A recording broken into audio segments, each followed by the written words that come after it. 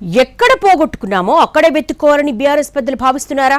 ఏ project పునాదులైతే తమ అధికార పీఠాన్ని కదిలించాయో అదే ప్రాజెక్టు నుంచి తిరిగి యుద్ధం ఆరంభించాలనుకుంటున్నారా? కన్నెపల్లి కేంద్రంగా అగ్గి రగలడానికి కారణం అదేనా? ఇంతకీ బీఆర్ఎస్ ప్లాన్ ఏంటి? ప్రభుత్వ వైఖరి ఎలా ఉంది? తెలంగాణ రాజకీయం మొత్తం ప్రస్తుతం కాళేశ్వరం ప్రాజెక్టు చుట్టూ తిరుగుతోంది. ఇందులో భాగమైన కన్నెపల్లి పంప్ హౌస్ నుంచి నీటిని పంపింగ్ చేయాలని బీఆర్ఎస్ గట్టిగా పట్టుబడుతోంది.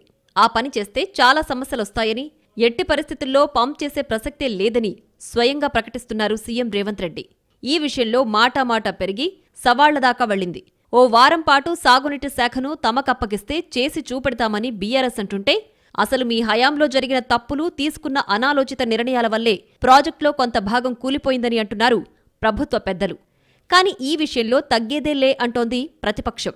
ప్రభుత్వం నుంచి ఎన్ని విమర్శలు ఎదురైనా నీళ్లు మాత్రం వదలాలని గట్టిగా పట్టుబడుతోంది. అయితే ఈ పట్టు వెనక ప్రధాన కారణం వేరే ఉందని అంటున్నారు రాజకీయ విశ్లేషకులు. 2.5 క్రితం ఏం జరిగిందో ఒకసారి గుర్తు తెచ్చుకోవాలని అంటున్నారు. తెలంగాణ రాష్ట్రం ఏర్పడగానే అధికారంలోకొచ్చిన గులాబీ పార్టీ అత్యంత ప్రతిష్టాత్మకంగా కాళేశ్వరం ప్రాజెక్టును మొదలుపెట్టింది. తమ ప్రభుత్వ ప్రాధాన్యతల్లో టాప్ ప్రియారిటీ కాళేశ్వరానికిచ్చిన అప్పటి ముఖ్యమంత్రి కేసీఆర్ దానిపైనే దృష్టి సారించారు. ప్రాజెక్టు నిర్మాణంలో ఉండగానే రెండోసారి అధికారంలోకొచ్చిన కేసీఆర్ మూడోసారి కూడా కాళేశ్వరం పేరుతోనే అధికారంలోకొస్తామని భావించారట. అందుకే ఆ ప్రాజెక్టు ద్వారా 1,00,000 ఎకరాలకు నీరివ్వబోతున్నామని, ప్రపంచంలోనే ఇంత తక్కువ సమయంలో కట్టిన ప్రాజెక్టు ఏదీ లేదంటూ అప్పట్లో చాలా గొప్పగా చెప్పారు. కానీ సరిగ్గా ఎన్నికలకు 2 నెలల ముందు ప్రాజెక్టులో భాగమైన మేడిగడ్డ బరాజ్ కుంగిపోవడం బీఆర్ఎస్కు పెద్ద మైనస్ అయింది. అదే విషయాన్ని అప్పటి విపక్షాలన్నీ హైలైట్ చేసి చూపించడంతో ఆ ప్రభావం ఎన్నికల ఫలితాల్లో స్పష్టంగా కనిపించింది. అది కాళేశ్వరం కాదు, కూలేశ్వరం అంటూ అప్పటి విపక్షాలు పెద్ద ఎత్తున ప్రజల్లోకి వెళ్లాయి. గత ఎన్నికల్లో బీఆర్ఎస్ ఓటమికి గల కారణాల్లో ఇది ప్రధానమైందని అంటారు. అటు బీఆర్ఎస్లో కూడా ఏ ప్రాజెక్ట్ అయితే తమను గెలిపిస్తుందని అనుకున్నామో దానివల్లే తాము ఓడిపోయామన్న అంతర్మథనం మొదలైందట. అయితే రాష్ట్రంలో తీవ్ర వర్షాభావ పరిస్థితులు ఏర్పడినప్పుడు కాళేశ్వరం ప్రాజెక్టు విలువ తెలుస్తుందంటూ మొదట్నుంచి అంటున్నారు గులాబీ నేతలు. ప్రస్తుతం ఎల్నినో కారణంగా అలాంటి వాతావరణమే ఏర్పడుతోంది. సరిగ్గా ఈ పాయింట్ మీదే పొలిటికల్ అస్త్రానికి పదును పెడుతోంది బీఆర్ఎస్. కన్నెపల్లె పంప్ హౌస్ను ఆన్ చేయమని చెప్పడం కూడా ఇందులో భాగమేనన్న అంచనాలున్నాయి. వృధాగా పోతున్న గోదావరి జలాలను పంపు చేయడం ద్వారా రాష్ట్రంలోని పరివాహక ప్రాంతంలో ఎలాంటి ఇబ్బంది లేకుండా సాగునీరు ఇవ్వొచ్చన్నది ప్రతిపక్షం వాదన.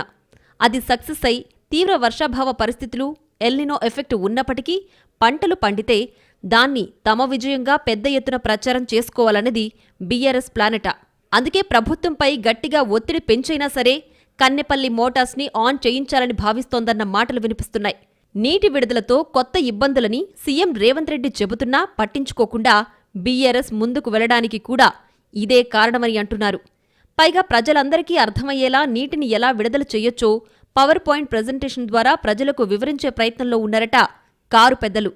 మా మాట వినకున్నా సరే రిటైర్డ్ ఇంజనీర్ల మాటైనా వినాలంటూ ప్రకటన సైతం విడుదల చేశారు. తమకు క్రెడిట్ దక్కుతుందన్న కారణంతోనే కాంగ్రెస్ ప్రభుత్వం కాళేశ్వరం ద్వారా నీళ్లివ్వడం లేదని, పంప్లను ఆన్ చేయడం లేదని బలంగా వాదిస్తున్నారు ప్రతిపక్ష నాయకులు. ఏ ప్రాజెక్ట్ అయితే తమను అధికారానికి దూరం చేసిందో అదే ప్రాజెక్టు ద్వారా తిరిగి నిరూపించుకోవాలని అనుకుంటున్నట్లు తెలుస్తోంది. వర్షాభావ పరిస్థితుల్లో సైతం రైతులకు నీళ్లివ్వగలిగామని చెప్పడం తమకు కలిసొస్తుందన్నది బీఆర్ఎస్ ప్లాన్. కన్నెపల్లి ద్వారా ఎక్కడ పోగొట్టుకున్నామో అక్కడే వెతుక్కోవాలని బీఆర్ఎస్ భావిస్తోందంటున్నారు పరిశీలకులు.